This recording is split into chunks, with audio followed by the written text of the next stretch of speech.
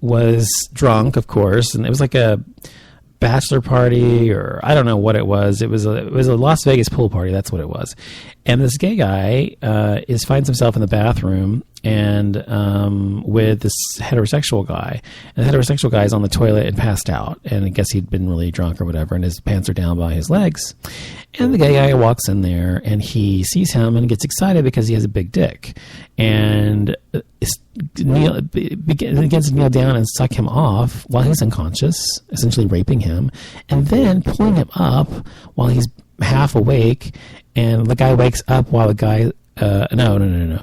The guy, wakes up, and the guy is behind him, and he has his dick in his ass. He's raping him, and this other guy walks in to the bathroom and sees this happening, and you tell the other guy is passed out. I mean, this is just revolting. Now, the first thing I want to say about this is, and the first thought I had was, oh, great. Now, all the people who say gay people, gay men specifically, are sexual deviants or sexually, I don't know, just aggressive or whatever, and will rape you or try to convert you or whatever, are going to say, oh, see. Now, this is not something that happens every day, and it's a rare incident. I mean, we hardly ever hear of these kinds of things happening. But it does happen, just like it happens in the heterosexual community with heterosexual men and women. It happens a lot more with heterosexual men with heterosexual women than it does with gay men and gay and heterosexual men. So to act like it's a big deal, really, it really isn't. I mean, it is a big deal, but I'm saying it's not like. What I'm saying, it's not symptomatic of what it means to be a gay person, because this one guy is an asshole and an idiot and a revolting human being.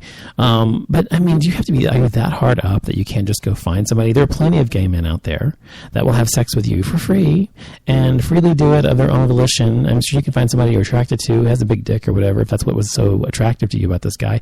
And he said specifically, he became immediately turned on, began to masturbate while standing next to the sink. So he was so turned on sexually, he stepped towards the unconscious male, knelt down to him to perform oral sex for approximately 10 seconds. And then he would have sucked on the victim's penis more if he hadn't been interrupted by the security guard. And then he turned him around or something and began to have anal sex with him. Anyways, I mean, just ridiculous. So, there are, of course, gay deviants and people who are gay, who are evil and disgusting. I mean, look at Jeffrey Dahmer. He was one of the most famous serial killers, and he was gay. And he was a horrible human being for what he did. But I mean, my point is, all communities have their demons, and these are demons, in my opinion. So.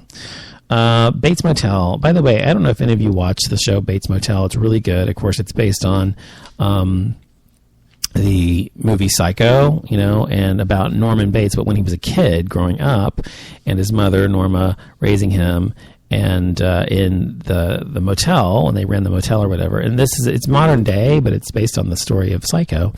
And so, the guy who plays Norman is Freddie Highmore, and he's a really good actor. And I've watched it since the first season. Both of us have, me and my husband, and it's really good. This season's the best ever. This is a really good season because he's beginning to become really, truly psychotic. I mean, he's hearing voices. He's walking around thinking he is his mother and her clothes and her wig or a wig or whatever.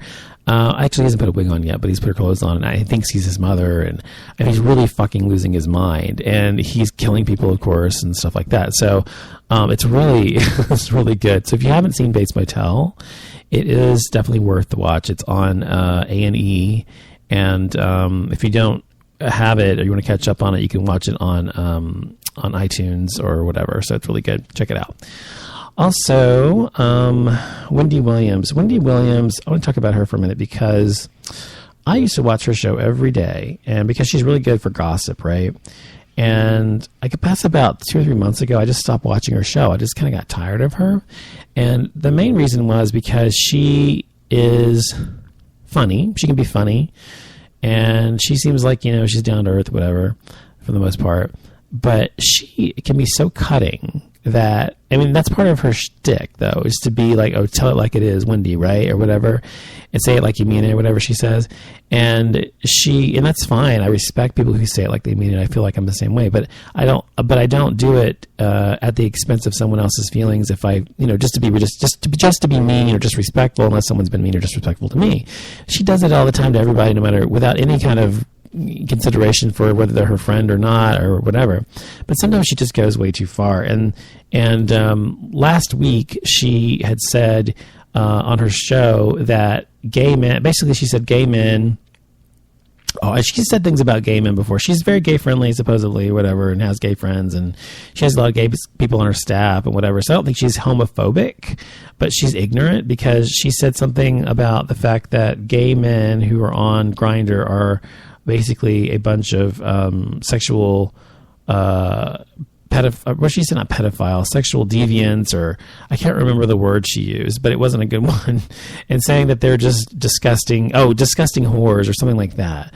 And, I find that to be so judgmental, but I've never been on Grindr because Grindr came out after I was married, so I've never had a reason to use it, but I've used apps like it before, I met my husband, and so I understand what it does and how it works. But it doesn't make you a slut or a whore to use Grindr to hook up with people.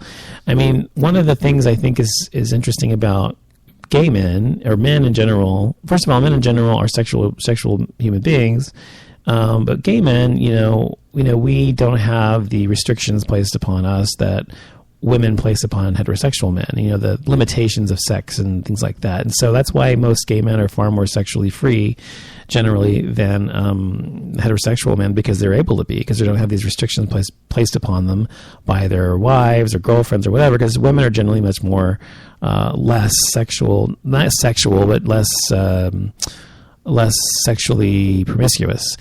And so it doesn't make you a whore to have a lot of sex any more than it makes you a doctor because you diagnose people. I don't know, whatever. But what I'm saying is, if you were saying this about women, she would be fucking pissed off and saying that someone's a whore, a woman's a whore because she has lots of sex, which is not true. I think sex is a healthy expression. It's a human thing. It's a natural thing, and it's important to your well-being, in my opinion. And to say that someone who has a lot of it is a whore is wrong. First of all, a whore gets paid, right? Isn't that the saying? So it's not like, these people are going out and getting paid for it. And even if they are, so what? I'm just a very non-judgmental person about things. I mean, I've talked about this before on my show, but I just don't look at people. I don't look at prostitutes like they're less than me. I don't look at people who have a lot of sex or with, indiscriminate sex as like they're less than me. I just consider these to be different choices people make, or things that they need in one way or another, psychologically, sexually, whatever, physically. And that's how they're fulfilling those needs, and there's nothing wrong with that. I guess I'm just an anomaly, and I don't look at people as being less than others just because they're different or because they make different choices. I think what makes you less than someone else is how you treat other people. That's really what I think is the true test of your character. And so that has nothing to do with it, and therefore I don't care. And I think that's how most people should be. I don't think that it really shouldn't fucking matter at all, because it's really not fucking anyone's business what you do with your body but your own. And that's why I'm pro-abortion. Well, not pro-abortion. I wouldn't say I'm pro-abortion. I'd say I'm pro-choice. I don't think abortion is a good thing to have unless you absolutely need it. But I think it's the woman's right, because, as I said, it's up to you what you do with your body. All right. And then there was a porn star. His name's Rylan Knox, who was recently found hanging in his bedroom, I think it was, by his roommate, and he's a very prolific online porn star, and he did some major movies like Falcon and whatever, I think, as well. But he, very good looking guy, killed himself, and apparently. And there's been a lot of this going on. I talked about this before as well. A lot of these porn stars killing themselves lately, and I don't understand why or what it's about. They haven't discovered what his reasoning was for it.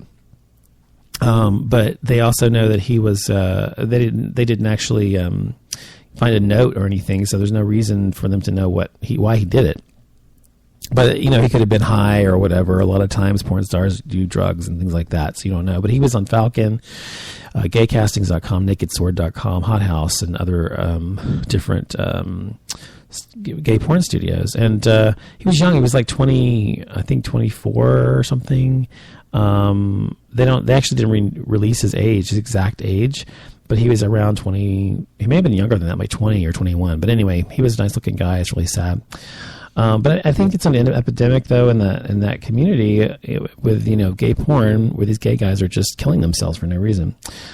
I also saw, over the weekend, I chatted with Andy Cohen from Bravo, who Andy Cohen is, I'm sure, on Periscope twice. And he, I don't know if you've used Periscope. It's actually free. When it first came out, it wasn't free, but now it is free.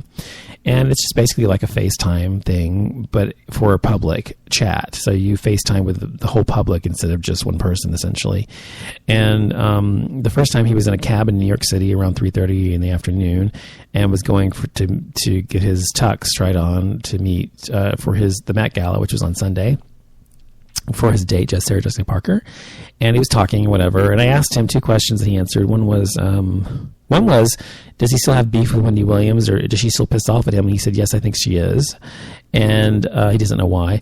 And the other one was, I said, are you ever going to get married? He said, am I ever going to get married? He said, that's a good question. He said, I hope so. He said, if I ever find the right guy, he said, I have to fall in love first. So we'll see. He said, but I hope so. So that's one of the things about him. I think he's, I kind of seem to see him sort of a sad figure. And I don't know if I should, because he may be perfectly happy the way he is. He probably is. He gets lots of sex. He gets, he talks about that all the time, and he has sex with people all the time, and he's, all that, but he doesn't have one single person to be with. I think that's more important and, more long lasting, obviously. But I don't know if he's actually going to ever settle down or not, but he's maybe just be one of those consummate gay bachelors and never actually get married, which is perfectly fine. That's his choice. But it's kind of sad because he seems like a nice guy, or a guy who would have a lot to offer, obviously. And then Sunday, he was on his balcony in his New York City apartment, which is a fantastic view. And he showed Waka, his dog, and he was sitting there licking him in the face and kissing all over him, whatever. It was really cool. But anyway, he seems like a nice guy.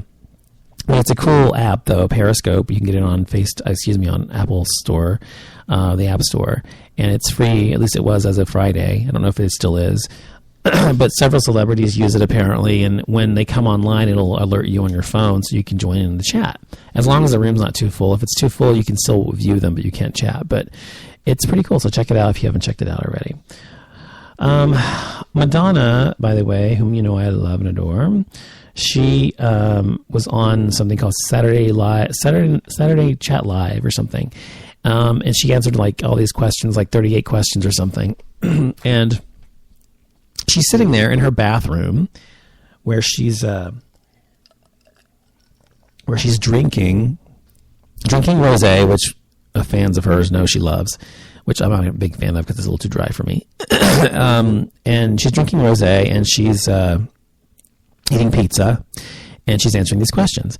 And in her bathroom is beautiful and enormous. It's like a gorgeous salon, essentially. It's not like just a bathroom.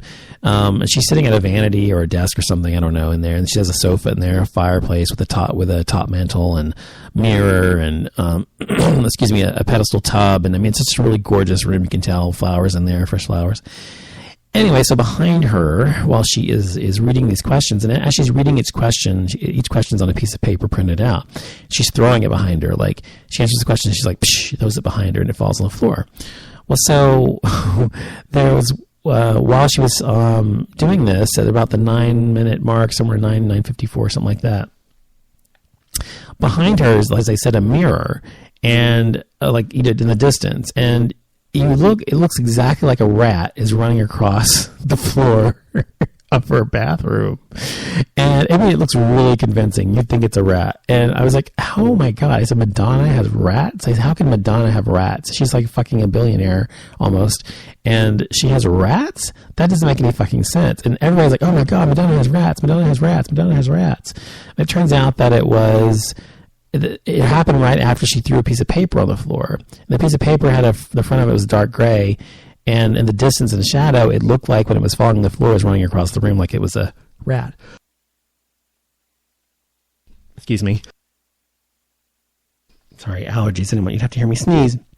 So anyway, it was just really funny. People thought she had rats in her house because it's ridiculous. But speaking of Madonna and Gaga at the Met Ball, as I was mentioning earlier, were seen in photographs several times, all buddy-buddy, hugging and being, lovey-dovey at the Met Ball. And as you know,